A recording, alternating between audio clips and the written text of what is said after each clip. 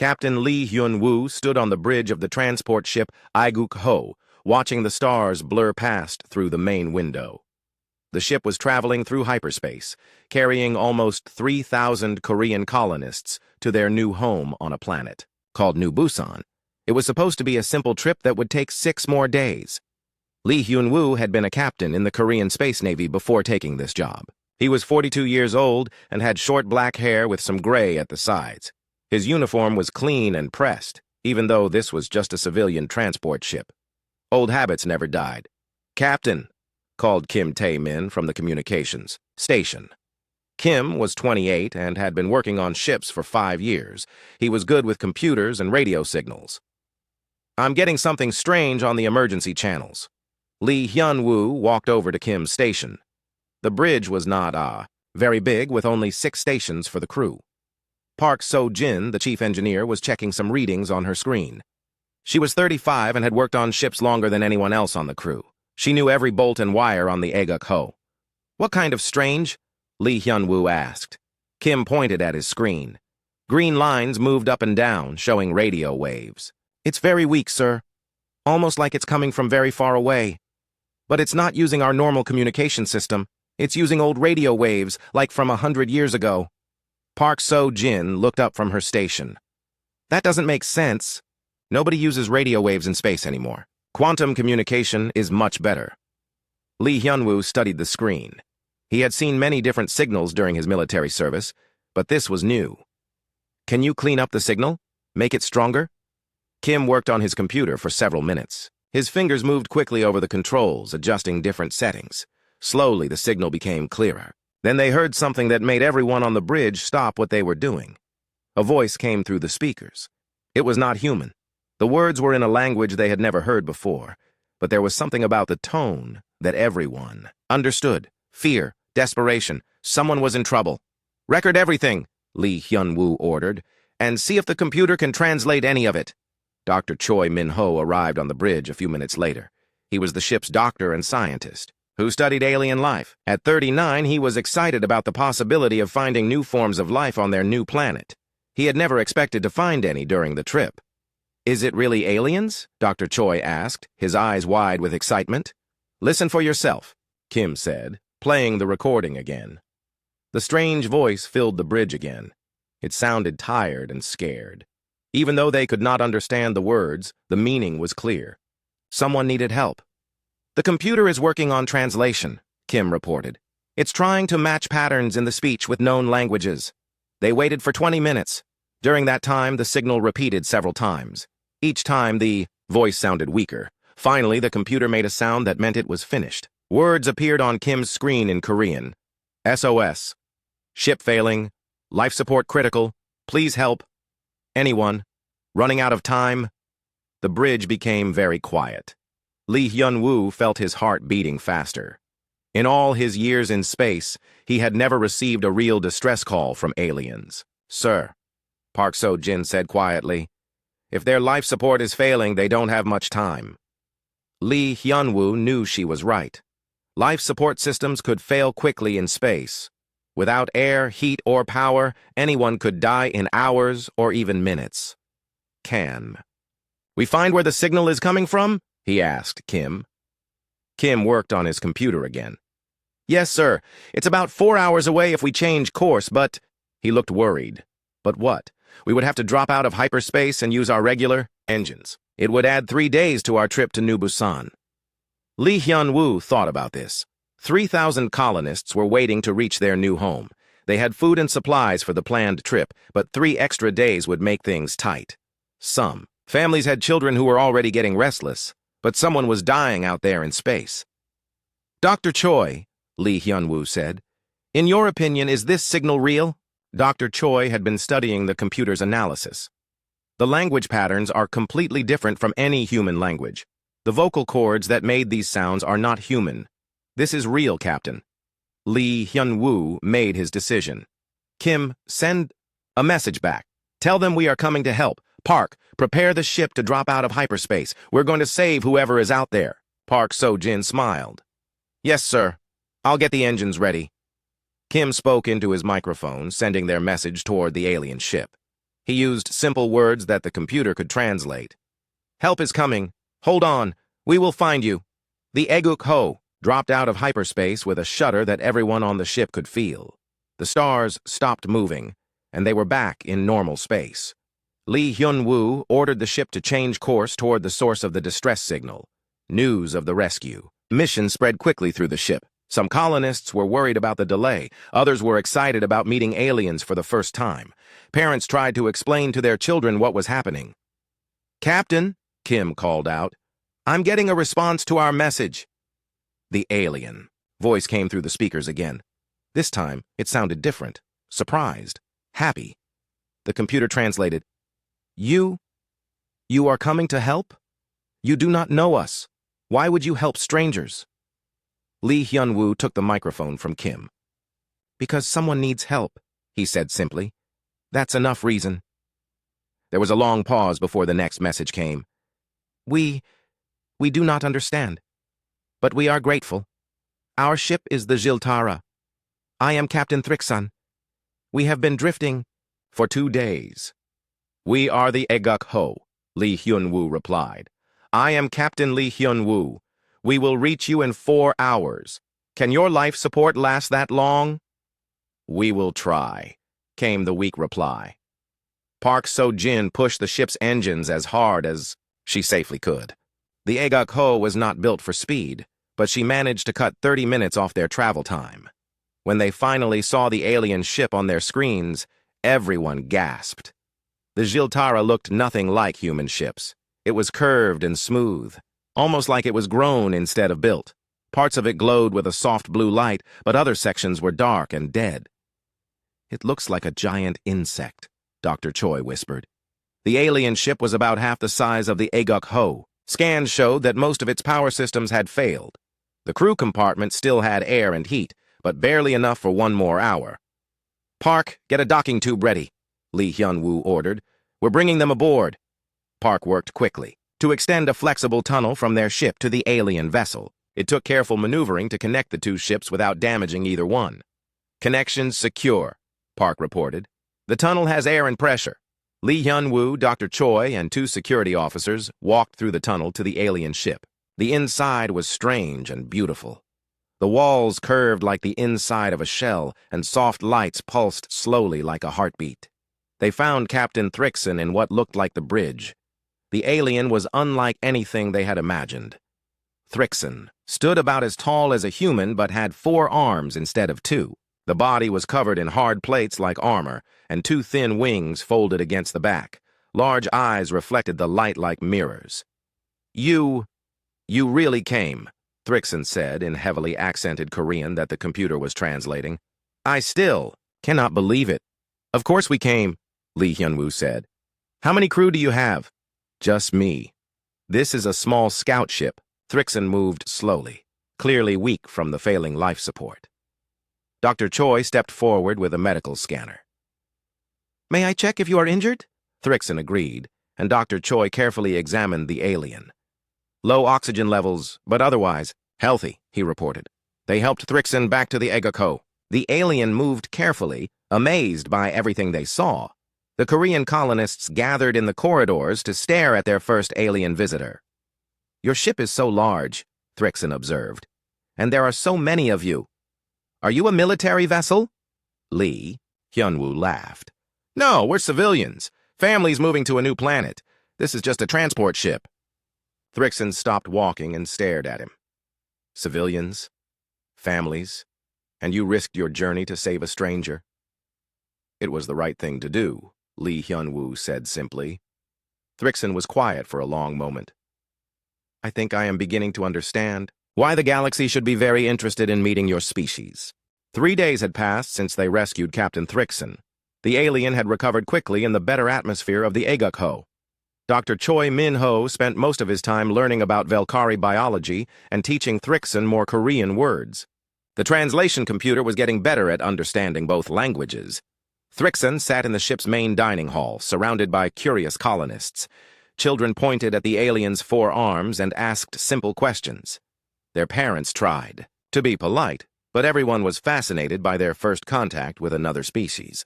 "Tell us about your people," said Mrs. Yoon Mira, an elderly woman who had lived through Korea's early space exploration. Where do you come from? Thrixon's large eyes reflected the dining hall lights as the alien thought about how to answer. My people, the Velkari, live on a world called Veltar. It has 2 suns and is much warmer than your ships. We have been traveling between stars for about 800 of your years. Young Kang Min Seo, who was only 7 years old, raised her hand like she was in school. Why were you alone in space? I was carrying important information to my government, Thrixon explained patiently. My ship had engine problems and I got lost. Captain Lee Hyun-woo entered the dining hall and sat down across from Thrixon. Over the past few days, he had learned to read some of the aliens' expressions. Right now, Thrixon looked worried about something. Is something troubling you? Lee Hyun-woo asked.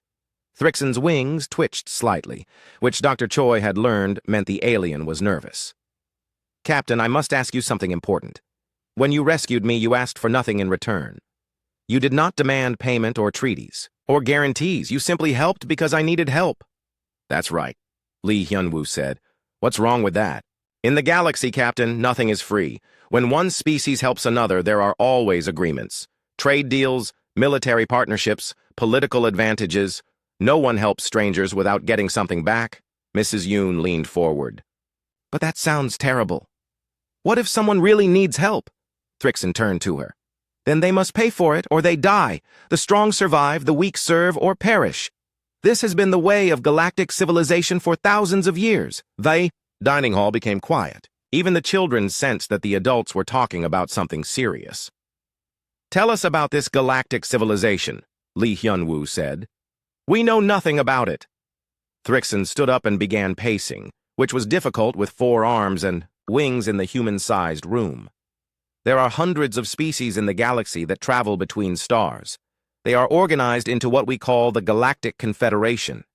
That sounds nice, said Mr. Park Dong-wook, a farmer who was moving his family. To New Busan, like everyone working together. No, Thrixon said sadly. It is not like that. The Confederation has levels.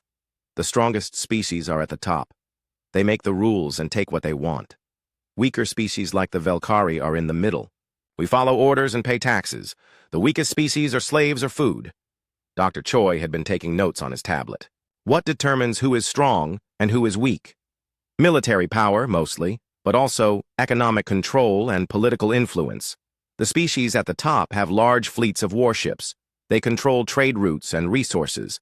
When they say, do this, everyone else must obey or be destroyed. Who are these powerful species? Lee Hyun-woo asked. Thrixon counted on his 4 hands. The hegemony is the strongest. They have thousands of ships and control about 1/3 of the galaxy. They claim to keep the peace, but really they just keep everyone afraid. The Khazrid Empire is almost as strong but more brutal. They prefer to conquer rather than control. There are others, but those 2 matter most. Young Min Seo raised her hand again. What about your people? Are you slaves? Not slaves, Thrixon said gently. But not free either. We must pay tribute to both the hegemony and the Khazrid Empire. We give them raw materials from our world and serve on their ships. In return, they do not destroy us. That's horrible, Mrs. Yoon said. Why don't you fight back? Thrixon made a sound that the computer translated as bitter laughter. Fight back? Captain, my people have 12 ships. 12. The hegemony has over 5,000. The Khazrid have 3,000. How do you fight numbers like that? By being smarter, Lee Hyun-woo said automatically. It was something he had learned in the Korean Space Navy. Numbers don't always win battles. Perhaps, Thrixon said doubtfully. But in space, big ships with big guns usually beat small ships with small guns. This is why weaker species avoid fighting at all costs. Park So-jin had been listening from the doorway. She walked over and sat down next to the captain. Thrixon, what kind of weapons do these powerful species use? Energy beams, mostly. Plasma cannons and laser arrays. Some use missile systems. Their ships have shields that can stop most attacks. Why do you ask? Park and Lee Hyun-woo exchanged glances. The Aguk-ho was officially a civilian transport, but like all Korean ships, it had been built with military standards. It carried defensive weapons that could hurt a military vessel. Just curious, Park said casually. Thrixon continued explaining galactic society. The most important rule is never to appear weak. If other species think you cannot defend yourself, they will attack immediately. But if you are too strong, the hegemony will see you as a threat and destroy you before you become dangerous. So everyone has to be exactly the right amount of strong? Dr. Choi asked. Yes, strong enough to not be easy prey, but weak enough to not threaten the established order. It is a careful balance that has kept the peace for over 1,000 years. Some peace, muttered Mr. Park. Thrixon heard him. It is not perfect, but it is stable. The strong rule, the weak obey, and few people die in wars. Most species accept this because the alternative is chaos. Lee Hyun-woo thought about this. What happens when a new species joins this confederation? They are tested, Thrixon said. Other species will probe their defenses, study their technology, and evaluate their threat level. If they are weak, they will be conquered or forced to pay tribute. If they are strong, they might be accepted as equals. And if they are too strong? Thrixon's wings fluttered nervously. Then the hegemony organizes a coalition to destroy them before they can upset the balance of power. The dining hall was quiet again. Finally, young Min Seo asked the question everyone was thinking. What will happen to us? Thrixon looked at the little girl, then at all the humans around the table. I do not know. Your species confuses me. You act like you are weak because you help others for free, but your ship is larger and more advanced than anything my people have built. Your crew works together better than most military units I have seen. We're not weak, Lee Hyun-woo said firmly. We just don't think helping others makes us weak. But that is exactly what makes you dangerous, Thrixon replied. In the galaxy, there are only 3 types of species. Predators who take what they want, prey who give what is demanded, and apex predators who are so strong that they can afford to be generous because no one can threaten them. Dr. Choi understood first. You think we might be apex predators? I hope you are, Thrixon said quietly. Because if you are not, your kindness will get you destroyed very quickly. Mrs. Yoon stood up slowly. Thrixon, you said you were carrying important information to your government. What kind of information? Thrixon looked uncomfortable. Intelligence about hegemony ship, movements near Valkyrie space. They have been positioning fleets for what looks like a major operation. Against who? Lee Hyun-woo asked. We are not sure, but the hegemony does not move that many ships unless they plan to conquer someone or destroy a threat. Park So-jin leaned forward. How many ships are we talking about? At least 200 warships, maybe more. Lee Hyun-woo felt a cold feeling in his stomach. Thrixon, does the hegemony know about humans yet? Not officially, but word travels fast in the galaxy. By now, they probably know that someone rescued a Valkyrie ship and that those someone are not part of the Confederation. How long before they come looking for us? Dr. Choi asked. Thrixon thought carefully. If they decide you are a threat, they will send scouts first, maybe in a few months. If the scouts report back that you are dangerous, they will send a fleet to destroy you. And if the scouts think we're weak, then smaller species will start attacking your colonies to take slaves and resources. Eventually, the hegemony will come anyway to establish control. Young Min Seo tugged on her mother's sleeve. Mom, are the aliens going to hurt us? Her mother picked her up and held her close. No, sweetheart, we won't let that happen. But over the little girl's head, the adults exchanged worried looks. They were just colonists on a transport ship. How could they possibly defend themselves against thousands of alien warships? Thrixon seemed to read their thoughts. There is one possibility, the alien said slowly. If your species is truly as strong as I suspect, you might be able to change everything. What do you mean? Lee Hyun-woo asked. For 1,000 years, the galaxy has been ruled by fear. The strong terrorize the weak, and everyone accepts it because there is no alternative. But if a species appeared that was strong enough to protect the weak instead of exploiting them... Thrixon paused, looking at each human face around the table. Such a species could change the entire galaxy. The Egako finally arrived at New Busan Colony after the 3-day delay. The planet looked beautiful from space, with blue oceans and green continents. Captain Lee Hyun-woo felt relief as they entered orbit, but he also felt worried about what Thrixon had told them about galactic civilization. Governor Yoon Sang-wook met them at the landing pad. He was a tall man in his 50s who had helped plan the colony for 5 years. When he saw Thrixon walking down the ship's ramp, his mouth fell open. "Is that really an alien?" he whispered to Lee Hyun-woo. "Yes, sir, and we need to talk. Privately." They gathered in the colony's main meeting room. Governor Yoon brought his senior staff, Dr. Han Ji-eun, the chief science officer, Baek Dong-hyun, the security chief, and Kim Yu-jin, who managed communications with Earth. Thrixon sat carefully in a human chair, wings folded against the back. The alien had become more comfortable around humans during the trip, but still seemed amazed by how casually they treated each other. "Tell them what you told us," Lee Hyun-woo said. For the next 2 hours, Thrixon explained galactic civilization to the colony leaders. He described the hegemony, the Khazred Empire, and how stronger species controlled weaker ones through fear and force. Dr. Han Ji-eun took detailed notes on her computer. She was 36 years old and had studied alien contact scenarios for years, but she had never expected it to happen like this. "So let me understand," she said when Thrixon finished. "The galaxy is basically run by bullies who take what they want from anyone too weak to stop them." That is a simple way to put it, but yes, Thrixon agreed. Security Chief Baek Dong-hyun was a former Korean Marine. He had short gray hair and scars on his hands from old battles.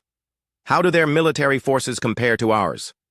"I have only seen your transport ship," Thrixon said, "but it seemed more advanced than most Velkari vessels. However, the hegemony and Khazred have thousands of warships. Raw numbers matter in space combat."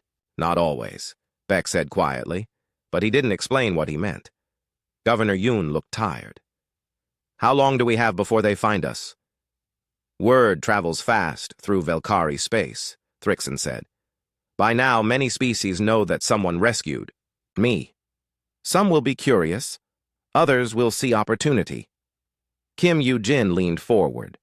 He was the youngest person in the room at 25, but he was brilliant with communications technology. "Can we contact Earth and warn them?" "Yes," Governor Yoon said. "Send everything to the Space Command immediately. They need to know what we're dealing with." As if summoned by their conversation, an alarm began ringing throughout the colony. Everyone looked at each other with worry. "Sir," came a voice over the communication system, "we have 3 unknown ships approaching the planet. They're not human."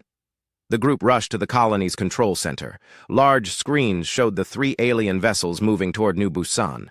They were smaller than the Aguk Ho, but looked more dangerous, with weapons visible on their hulls. Thrixon studied the ships on the screen. "Khazred Empire," the alien said grimly. "Light cruisers designed for raiding and intimidation." "Are they here to attack?" Dr. Han asked. "Probably not immediately. They will demand tribute first, payment for safe passage through their space. If you refuse or cannot pay, then they will attack." Captain Jang Ki-tae's voice came over the communication system from the Sol Ho, the colony's defense ship. "Governor, the aliens are sending a message." "Put it through the translation computer," Yoon ordered. A harsh, grating voice filled the control room. The computer worked for a moment, then displayed words on the screen. "Attention, primitive species. You have entered Khazred space without permission. You will pay tribute of 1,000 standard units of refined metal and 50 breeding females.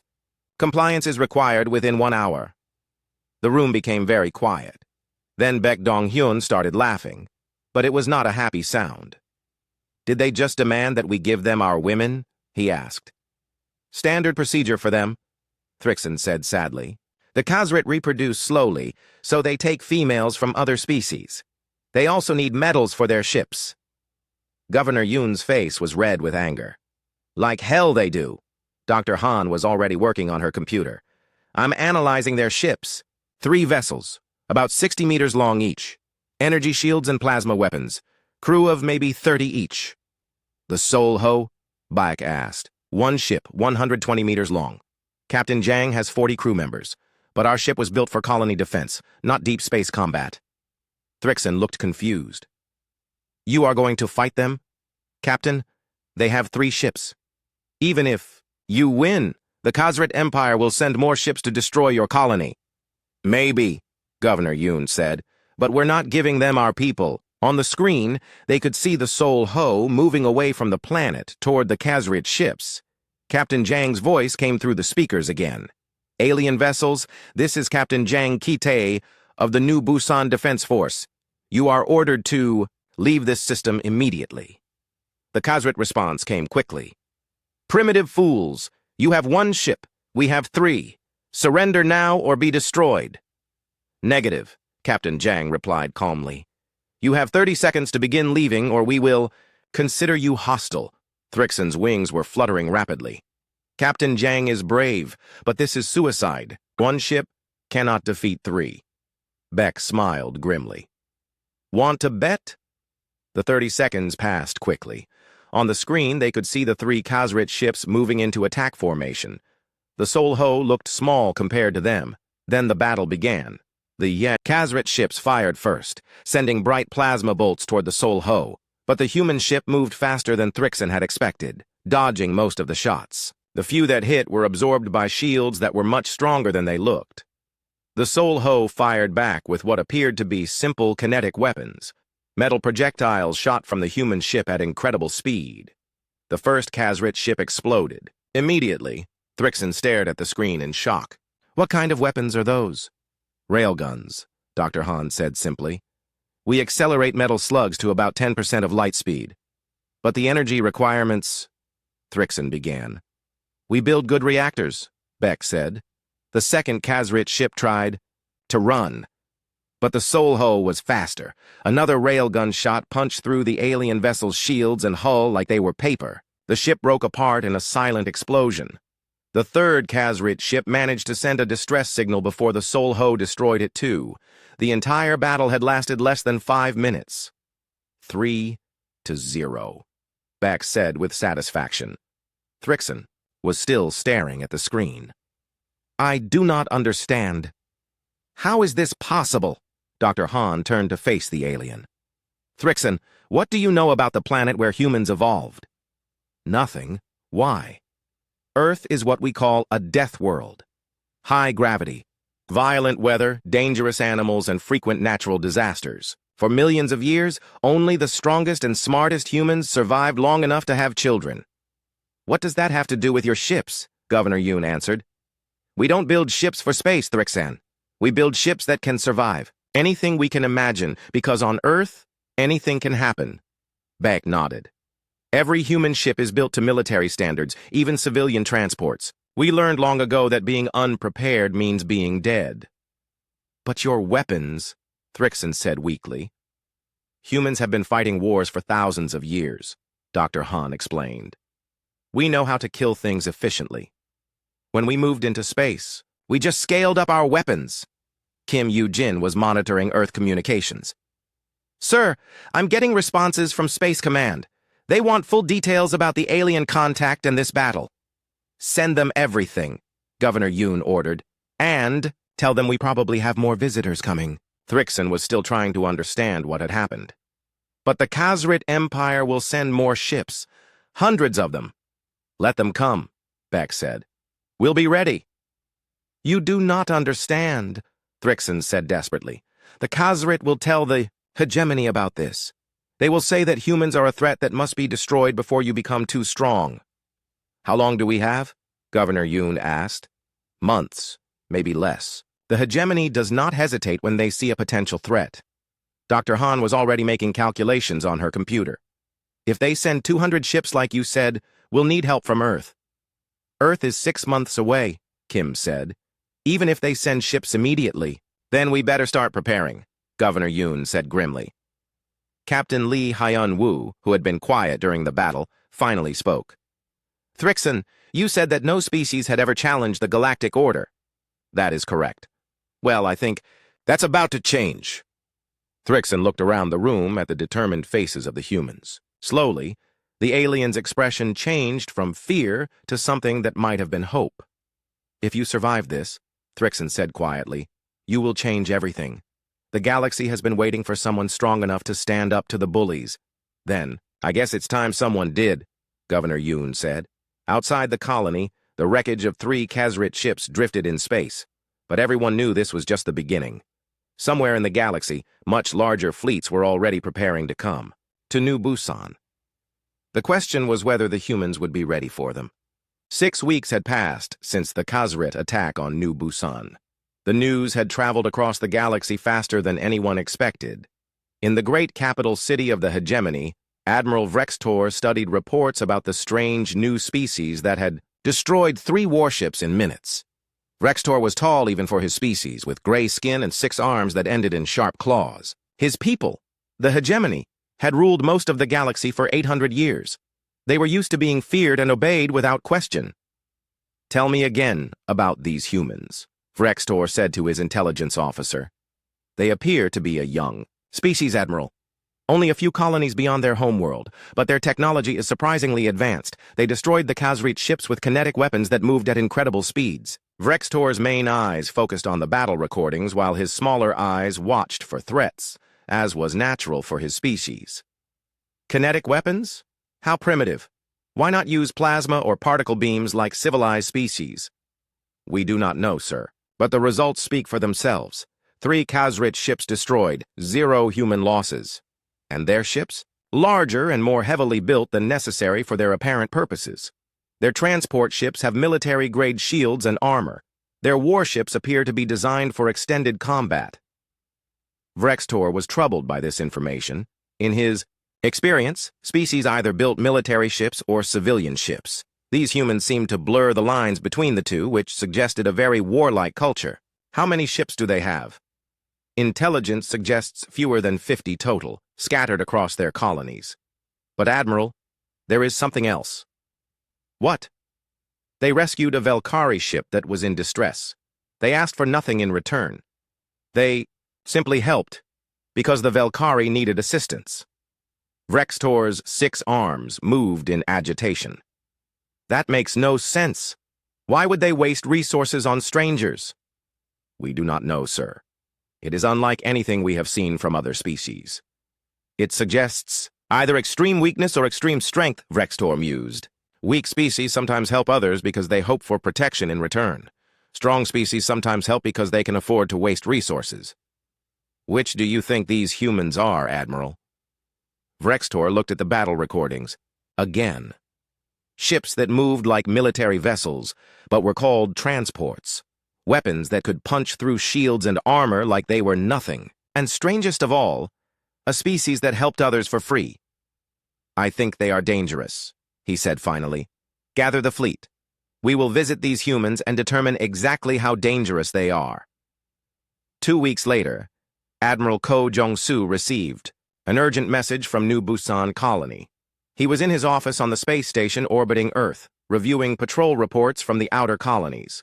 Ko was 55 years old and had commanded the Korean space fleet for 7 years. He had short gray hair and the steady eyes of someone who had seen combat. Korea's space fleet was small but well-trained, with ships that were built to survive anything space could throw at them.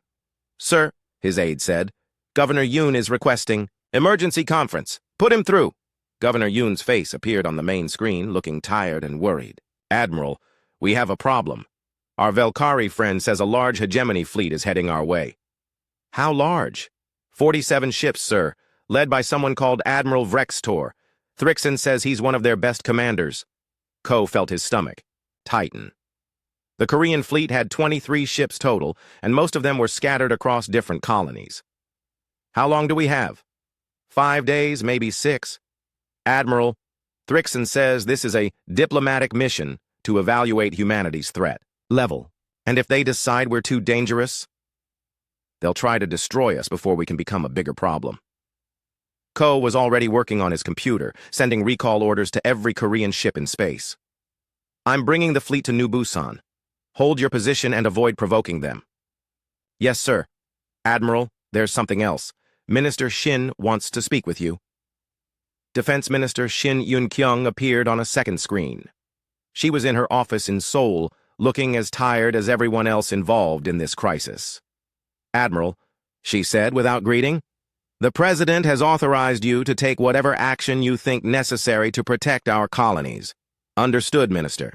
But 47 ships is a lot to handle with what we have available. I know, but retreat is not an option. If we show weakness now, every predator species in the galaxy will see our colonies as easy targets.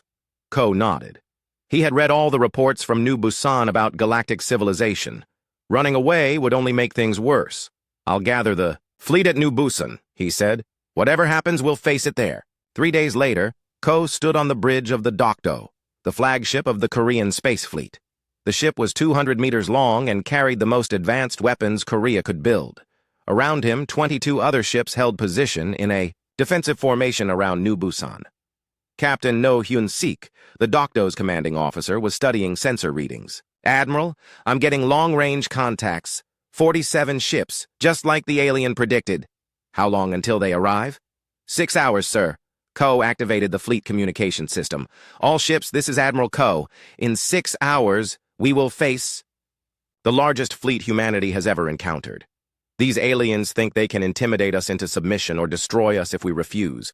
They are wrong on both counts.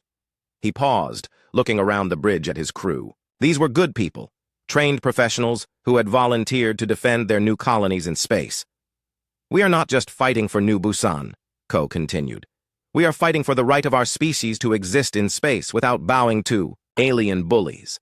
Every action we take in the next few hours will determine humanity's future among the stars. Commander Seo Ji-woo, the fleet's fighter wing leader, spoke from her carrier ship. Admiral, what are our rules of engagement? If they try to board our ships or attack our colony, defend yourselves. If they try to intimidate us with displays of force, stand firm. But do not fire first unless I give the order. Understood, sir. 6 hours later, the hegemony fleet arrived. Admiral Vrextor's ships dropped out of hyperspace in perfect formation, a display of military precision designed to impress and intimidate. The alien ships were sleek and elegant, with energy weapons visible along their hulls. Ko studied the enemy formation on his tactical display. The hegemony ships were smaller than Korean vessels, but there were twice as many of them. In a straight fight, numbers would matter. Sir, Captain No reported, we're receiving a transmission from the lead ship. Put it through.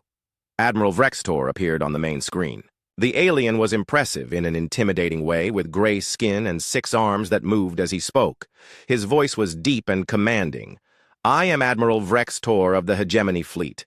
You will identify yourself and explain your presence in this system. Ko stepped forward, his uniform crisp and his bearing military. I am Admiral Ko Jong-soo of the Korean Space Fleet. This is our colony, and these are our territorial waters. Korean? Vrextor's translator made the word sound strange. We have no record of your species in Confederation databases.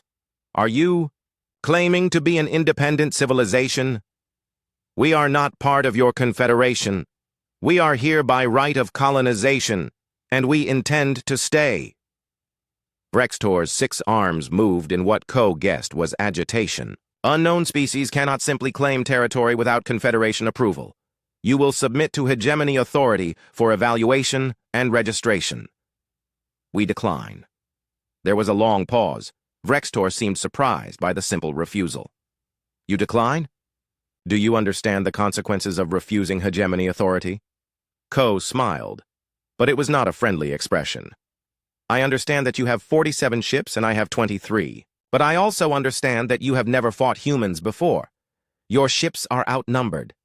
Surrender now, and we will be merciful. Captain No leaned close to Ko and whispered, Sir, their ships are moving into attack formation. Ko nodded and activated the fleet channel. All ships prepare for combat. Remember your training and watch out for each other. He turned back to Vrextor. Admiral, you have 30 seconds to begin withdrawing from this system. After that, we will consider your fleet hostile. Vrextor's main eyes widened. You would fight the hegemony? You are either very brave or very stupid. Nuts, Ko replied calmly. The alien looked confused. What does nuts mean?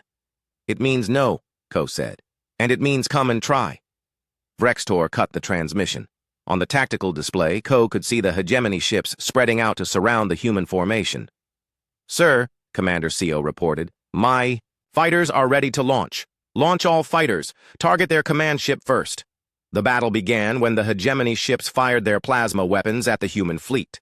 Bright bolts of energy crossed space, striking Korean shields and armor. The alien weapons were powerful, but the human ships were built to take damage.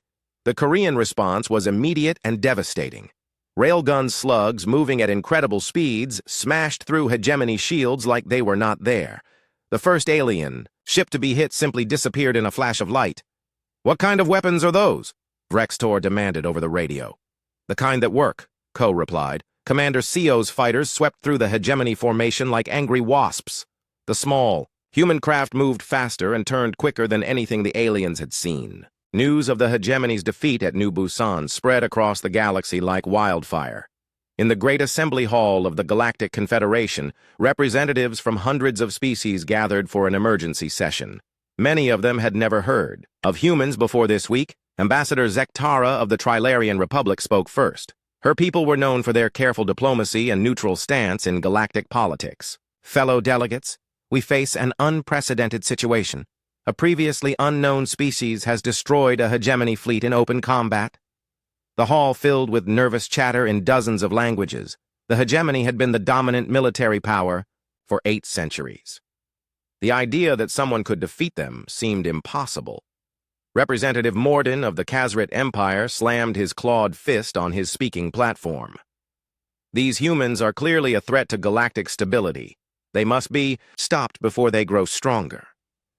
"Or perhaps," said a quiet voice from the back of the hall, "they represent hope for a better galaxy." Everyone turned to see Captain Thrixon of the Velkari delegation walking to the center of the assembly. The insectoid alien's wings were held high, a sign of confidence among his people. "I have lived among these humans," Thrixon continued. "I know them better than anyone in this hall. They are not conquerors or tyrants." "They are protectors," Morden hissed in anger. "You speak of species that destroyed our ships without provocation. Your ships demanded tribute and threatened to take their females as slaves," Thrixon replied calmly. "Any species with honor would have fought back." The hall erupted in arguments. Some species, mainly the stronger ones, demanded action against humanity. Others, particularly those who had suffered under hegemony rule, seemed interested in learning more about these new arrivals. Meanwhile, at Earth's lunar shipyards, the largest construction project in human history was taking place. Admiral Ko, Jongsu walked through the assembly areas, where dozens of new warships were being built. "How long until the first batch is ready?" he asked Chief Engineer Park Min-jung. Park was a woman in her 40s who had designed many of Korea's most advanced ships. 8 weeks for the destroyers, 12 for the cruisers. "But Admiral, even with all Earth's nations working together, we can only build so fast." Ko nodded. Intelligence reports suggested that several alien empires were forming coalitions against humanity. Numbers were going to matter in the coming conflicts. "Do what you can, Chief. Every ship might make the difference." On New Busan, Ambassador Lee So-young was preparing for the most important diplomatic mission in human history. She would travel to the Galactic Confederation capital aboard the new diplomatic vessel Sejong, escorted by Admiral Ko's fleet. Lee was 38 years old and had been Korea's top diplomat for 5 years. She had studied alien contact scenarios her entire career, but nothing had prepared her for the reality of galactic politics. "Are you sure this is wise?" Governor Yoon asked her. "Half the galaxy wants to destroy us." "That's exactly why we need to try diplomacy," Lee replied.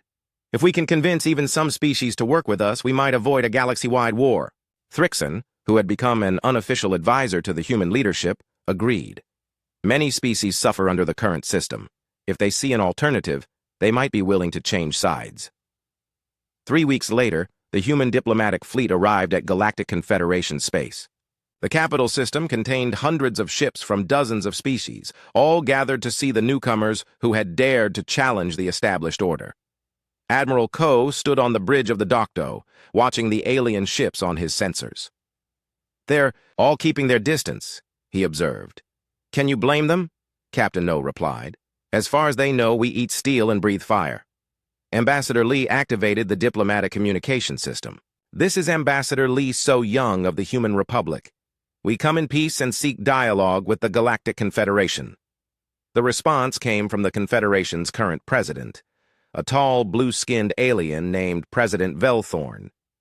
"Ambassador Lee, Welcome to Confederation space. However, I must inform you that several member species have demanded your immediate departure. And what do you say, Mr. President? I say that any species strong enough to defeat a hegemony fleet deserves to be heard. The human fleet was escorted to the capital planet where Lee would address the full assembly. As they approached the massive space station that served as the Confederation's headquarters, Ko was impressed despite himself. It's beautiful, he admitted. The station was built in the shape of a giant ring, with ships from hundreds of worlds docking at various ports. Different sections showed the architectural styles of different species, creating a patchwork of alien cultures. Ambassador Lee met with President Velthorn in his private office before the assembly session.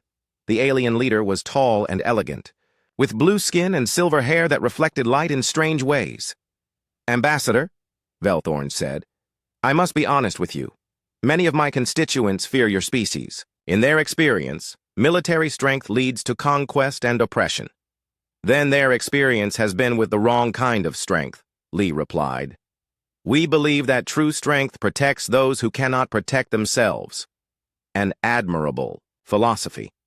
But how do I convince species who have been victims of stronger neighbors that you are different?" Lee thought for a moment. "By showing them, not just telling them." An hour later, Ambassador Lee stood before the full Galactic Confederation assembly. Hundreds of aliens filled the vast chamber, representing every major species in the galaxy. The tension in the air was thick enough to cut. "Fellow beings," Lee began, her voice carried by translation computers to every delegate. "6 months ago, my species had never heard of the Galactic Confederation. We were busy building colonies and exploring space, unaware that a vast civilization existed around us." She paused, looking around the chamber at the diverse faces watching her. "Our first contact with galactic society came when we rescued a Valkyrie ship in distress. We helped because someone needed help. That simple act has led us here to this moment that will determine the future of our galaxy."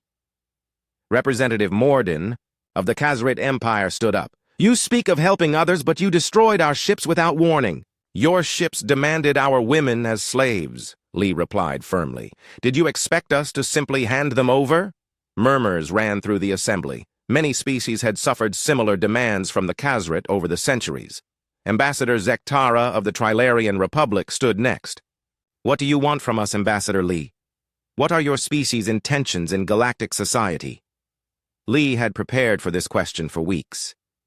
"We want what every species wants, the right to exist peacefully, the right to build homes for our children, the right to explore and learn and grow." "And what about weaker species?" called out someone from the audience. "Will you exploit them as others have done?" "No," Lee said simply. "We will protect them." The chamber fell silent. In 800 years of Confederation history, no major power had ever made such a promise. President Velthorn leaned forward in his chair. "That is a bold statement, Ambassador. How can you guarantee such protection?" "The same way we guaranteed the protection of New Busan colony when the hegemony came calling," Lee replied. "With ships, weapons, and the will to use them against those who prey on the innocent." From the Valkyrie section came Thrixon's voice. "I have seen human honor firsthand. They saved my life when they had nothing to gain and everything to lose. If they say they will protect others, I believe them." The debates continued for hours. Some species, led by the remains of the hegemony and Khazrid Empire, demanded that humanity be expelled from the galaxy or destroyed. But others, particularly smaller species who had suffered under the old system, began to speak in favor of the humans. Finally, President Velthorn called for order. "The Confederation will vote on a resolution regarding humanity's status, all in favor of accepting humans as members of the galactic community." The vote was close, but the motion passed. Humanity was officially recognized as a member of the Galactic Confederation. But even as the vote was announced, Admiral Ko received troubling intelligence reports.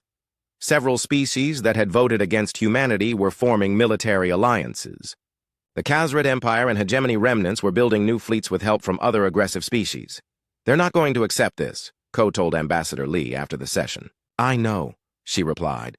"But now we have allies too. 12 species have already requested formal protection agreements." Can we protect 12 different worlds with our current fleet? Not yet. But we're building more ships, and our new allies are sharing their technology with us. The Velkari bioships combined with human engineering could create something amazing. 6 months later, Captain Lee Hyun-woo stood on the bridge of the transformed Aguk Ho. The ship had been converted into a diplomatic vessel, carrying human ambassadors to establish embassies throughout Allied space. Dr. Choi Min-ho worked nearby, still studying alien biology, but now as part of a formal xenological exchange program. Kim Tae-min had become the fleet's expert on alien communication systems. "Captain," Kim reported, "we're receiving a priority message from Admiral Ko." Lee listened to the message with growing concern. Intelligence suggested that the anti-human coalition was planning a major offensive.